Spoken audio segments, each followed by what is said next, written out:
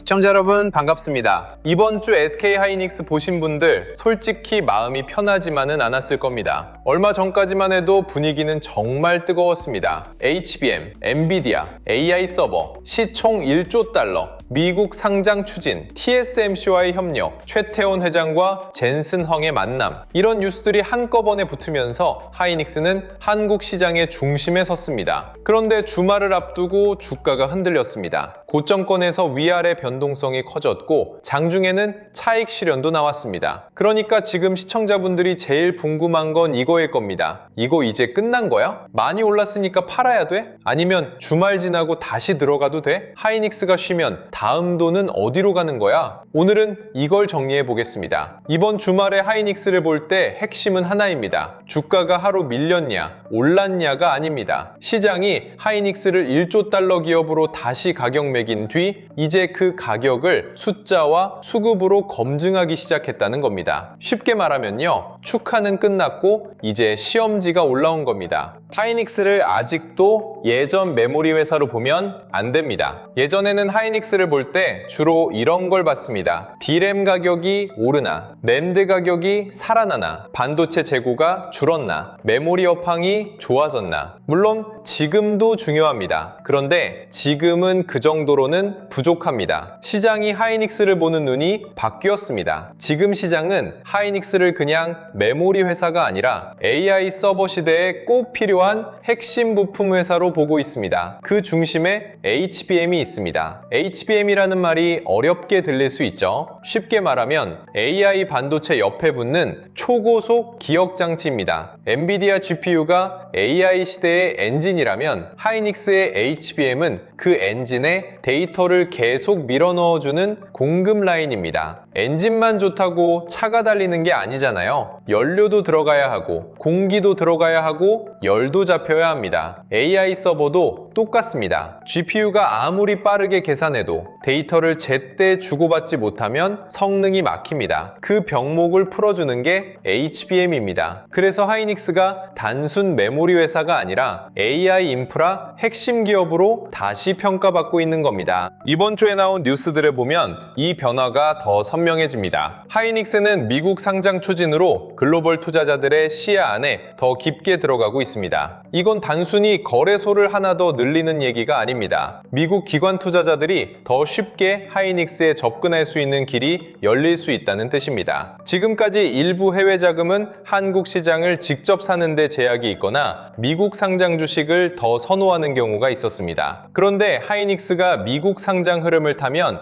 AI 메모리를 사고 싶은 글로벌 자금이 하이닉스를 더 편하게 볼 수 있습니다. 이게 왜 중요하냐면요, 주가는 좋은 회사라서만 오르는 게 아닙니다. 그 좋은 회사를 살 수 있는 돈의 길이 넓어져야 더 강하게 갑니다. 하이닉스가 미국 상장을 추진한다는 건 AI 메모리 기업으로서 글로벌 투자자 기반을 넓히려는 움직임으로 볼 수 있습니다. 그러니까 이번 뉴스는 단순 행정 뉴스가 아닙니다. 하이닉스가 한국 대형주에서 글로벌 AI 메모리 대표주로 넘어가는 과정 중 하나로 봐야 합니다. 그런데 미국 상장 이야기만으로 주가가 끝까지 가는 건 아닙니다. 더 중요한 건 실제 생산 능력입니다. 최태원 회장이 앞으로 5년 안에 메모리 웨이퍼 생산 능력을 2배로 늘리겠다는 흐름을 이야기했습니다. 이 말은 아주 큽니다. 왜냐하면 HBM이 아무리 좋아도 만들 수 있는 물량이 부족하면 고객사가 원하는 만큼 공급을 못합니다. 초보자분들은 이렇게 생각하시면 됩니다. 대박난 빵집이 있습니다. 손님은 계속 줄을 섭니다. 빵 맛도 좋고 가격도 비싸게 받을 수 있습니다. 그런데 오븐이 부족합니다. 밀가루도 부족합니다. 직원도 부족합니다. 그러면 아무리 장사가 잘 돼도 매출은 한계가 있습니다. 반도체도 똑같습니다. HBM 수요가 폭발해도 웨이퍼 투입 능력과 장비, 공장, 전력, 인력, 수율이 따라오지 못하면 공급이 막힙니다. 그래서 생산 능력 확대 뉴스는 단순히 공장 더 짓는다가 아닙니다. AI 메모리 수요가 단기 유행이 아니라 몇 년짜리 구조적 흐름이라는 판단이 들어간 겁니다. 하이닉스가 정말로 이 투자를 실행한다면 시장은 이 회사를 단기 테마주가 아니라 장기 공급 부족의 수혜 기업으로 보게 됩니다. 문제는 여기서부터입니다. 생산 능력을 늘리는 건 좋은데 쉽지 않습니다. 반도체 공장은 하루아침에 생기지 않습니다. 땅이 필요하고 장비가 필요하고 전력이 필요하고 인력이 필요합니다. 공장을 지었다고 바로 돈이 되는 것도 아닙니다. 라인을 깔고 테스트하고 수율을 잡아야 합니다. 수율이라는 말은 제품을 만들었을 때 정상 제품이 얼마나 나오느냐입니다. 100개를 만들었는데 60개만 정상 제품이면 나머지 40개는 돈을 못 버는 겁니다. 반대로 100개 중 90개가 제대로 나오면 같은 장비와 같은 시간으로 훨씬 더 많은 돈을 벌 수 있습니다. HBM은 제품 가격이 높고 만들기도 어렵습니다. 그래서 수율이 조금만 좋아져도 이익률 차이가 크게 납니다. 하이닉스가 시장에서 강하게 평가받은 이유도 HBM에서 먼저 점수를 받은 구간이 있었기 때문입니다. 그런데 앞으로는 더 어려워집니다. HBM4, HBM4E, 그 이후 차세대 제품으로 갈수록 제품은 더 복잡해집니다. 제품이 복잡해질수록 수율과 고객사 검증은 더 중요해집니다. 그래서 하이닉스의 생산 능력 확대는 호재지만 동시에 숙제이기도 합니다. 많이 만들겠다는 계획보다 중요한 건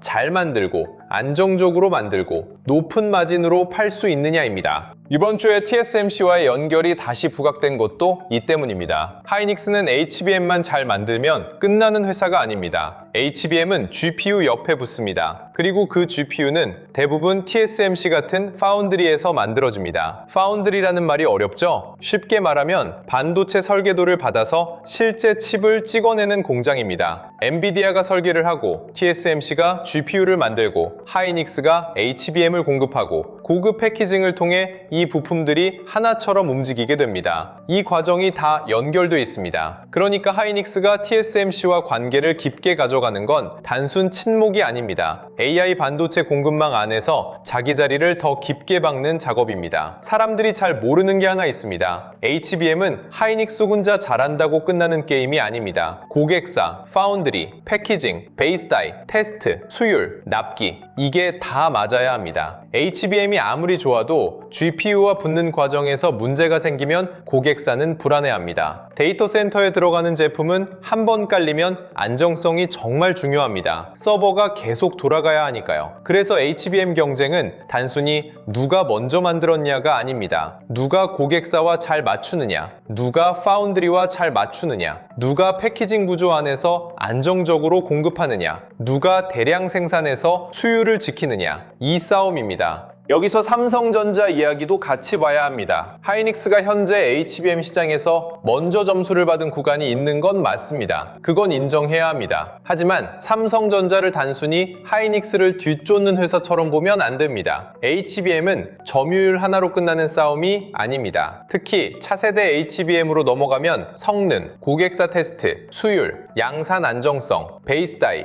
파운드리, 패키징, 테스트까지 다 같이 봐야 합니다. 삼성전자는 메모리만 보는 회사가 아닙니다. 파운드리도 있고, 베이스 다이도 있고, 패키징도 있고, 테스트까지 묶을 수 있는 회사입니다. 그러니까 삼성전자가 차세대 HBM 샘플을 내놓고 공급망 전체를 묶으려는 흐름을 보이면 그건 하이닉스에도 중요한 변수입니다. 이걸 무조건 하이닉스 압제로만 볼 필요는 없습니다. 시장이 작으면 경쟁자가 늘어나는 게 부담입니다. 하지만 시장이 폭발적으로 커질 때는 경쟁자가 늘어나는 것 자체가 그 산업이 메인 무대가 됐다는 증거이기도 합니다. 다만 하이닉스 입장에서는 이제 프리미엄을 계속 유지하려면 더 많은 걸 증명해야 합니다. 수율이 안정적인지, 고객사가 계속 선택하는지, TSMC와 엔비디아 공급망 안에서 자리를 유지하는지, 삼성전자와 마이크론이 따라와도 마진을 지킬 수 있는지, 이게 앞으로 주가의 핵심 질문입니다. 주말에 하이닉스를 볼 때 또 하나 중요한 게 있습니다. 젠슨 황입니다. 젠슨 황이 한국 기업들과 만난다, 한국 파트너들을 챙긴다, 이런 뉴스는 단순 이벤트가 아닙니다. 엔비디아가 한국 기업들을 AI 공급망 안에서 얼마나 깊게 끌고 가느냐를 보여주는 장면입니다. 엔비디아는 GPU만 파는 회사가 아닙니다. AI 데이터 센터 생태계를 통째로 끌고 가는 회사입니다. 그 안에는 GPU, HBM, 패키징, 전력, 냉각, 서버, 로봇, 소프트웨어까지 다 들어갑니다. 그래서 젠슨 황이 하이닉스, 삼성전자, LG전자, 네이버 같은 한국 기업들과 연결되는 건 한국 기업들이 엔비디아 생태계 안에서 어떤 역할을 가져갈지 시장이 다시 계산하는 계기입니다. 하이닉스 입장에서 젠슨 황 뉴스는 기대감을 키웁니다. 하지만 기대감만으로 끝이 끝까지 갈 수는 없습니다. 진짜 중요한 건 그 이후입니다. 실제 공급이 늘어나는지, 다음 세대 제품에서 고객사 검증을 통과하는지, 가격 협상력이 유지되는지, 실적 전망이 올라가는지, 외국인 수급이 이어지는지, 이 5가지가 따라와야 합니다. 회동은 불쏘시개입니다. 실적은 장작입니다. 불쏘시개만 있고 장작이 없으면 금방 꺼집니다. 이번 주 하이닉스 주가가 흔들린 이유도 이 흐름으로 봐야 합니다. 좋은 뉴스가 많아도 주가는 흔들릴 수 있습니다. 왜냐하면 이미 많이 올랐기 때문입니다. 하이닉스는 최근 고점권까지 빠르게 올라왔습니다. 이런 종목에는 항상 두 종류의 돈이 붙습니다. 더 간다고 보는 돈, 그리고 일단 수익을 챙기려는 돈. 이번 주 흔들림은 이 두 돈이 부딪힌 결과입니다. 하이닉스가 나빠져서만 빠진 게 아닙니다. 오히려 좋은 이야기가 너무 많이 알려졌기 때문에 먼저 산 사람들은 일부 수익을 챙기고 싶어지는 겁니다. 이걸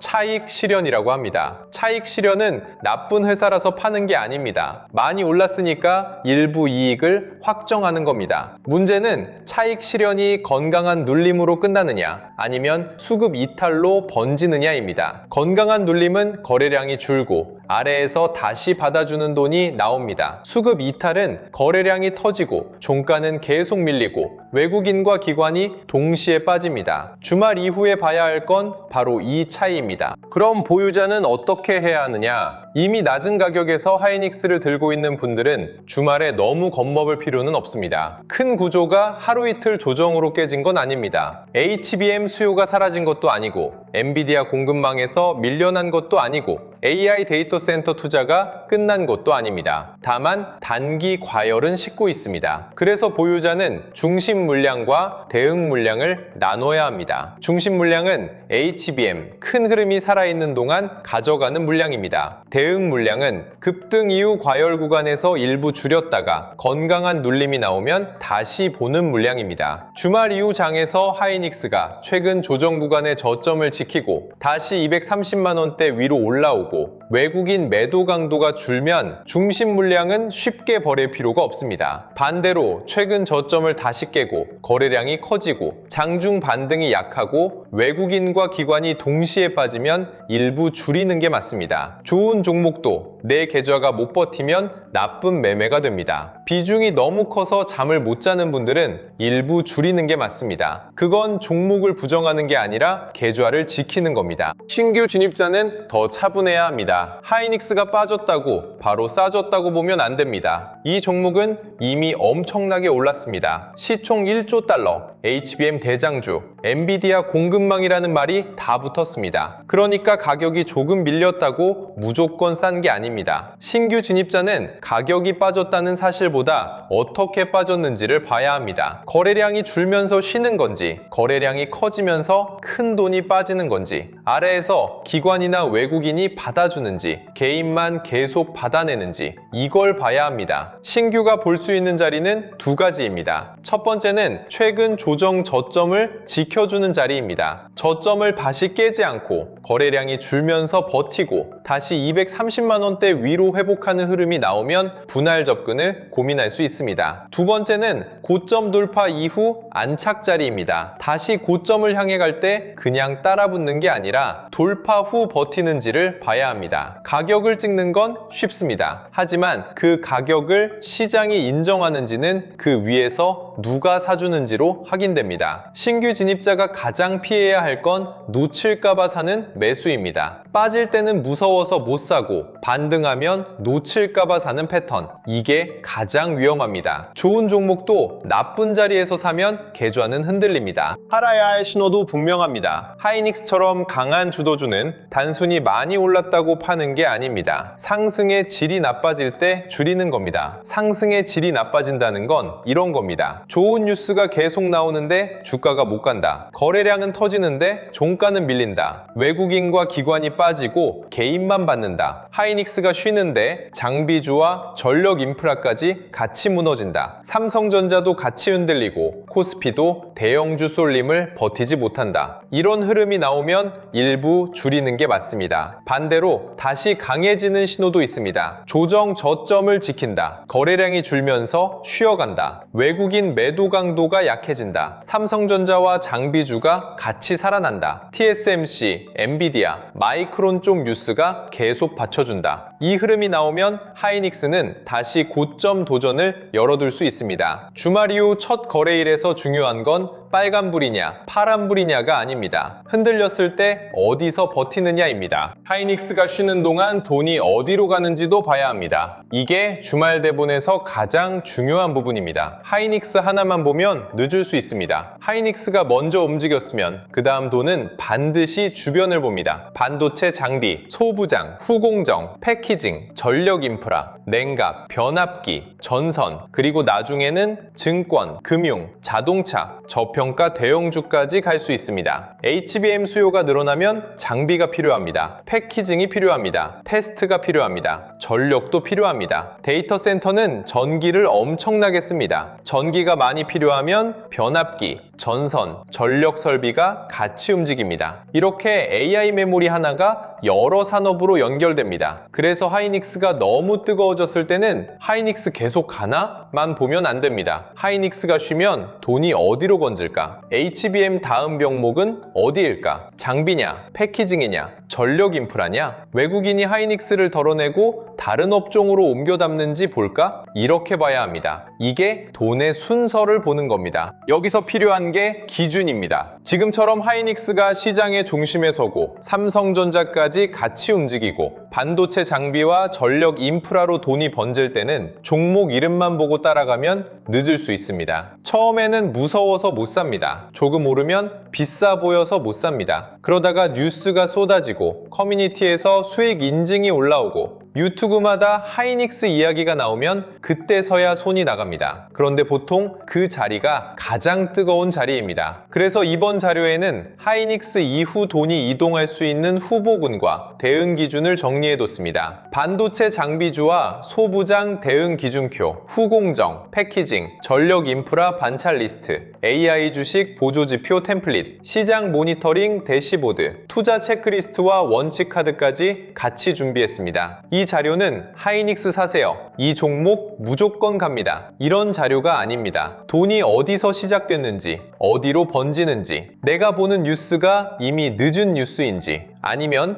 아직 다음 순환매가 남아있는 흐름인지 이걸 스스로 확인할 수 있게 만든 자료입니다. 필요하신 분들은 구독과 좋아요 눌러주시고 댓글창에 구독 완료라고 남겨주세요. 그리고 설명란 링크로 신청하시면 됩니다. 이번 자료도 무료로 받아가실 수 있습니다. 이번 주말 하이닉스 대본의 결론은 이렇게 잡으면 됩니다. 하이닉스는 끝난 종목이 아닙니다. 하지만 아무 자리에서나 따라가도 되는 종목도 아닙니다. 지금은 축하하는 구간을 지나 검증받는 구간입니다. 미국 상장 추진은 글로벌 자금의 길을 넓히는 이야기입니다. 웨이퍼 생산 능력 확대는 AI 메모리 수요가 길게 갈 수 있다는 신호입니다. TSMC와의 협력은 HBM이 단순 메모리가 아니라 GPU, 파운드리, 패키징과 묶인 공급망 게임이라는 걸 보여줍니다. 젠슨왕 뉴스는 기대감을 키우지만 결국 실적과 수급으로 이어져야 합니다. 삼성전자의 차세대 HBM 움직임은 경쟁 부담이면서 동시에 시장이 그만큼 커졌다는 신호입니다. 그러니까 다음 주에 봐야 할 건 단순합니다. 하이닉스가 조정 저점을 지키는지, 230만 원대 위로 다시 회복하는지, 외국인 매도 강도가 줄어드는지, 삼성전자와 장비주,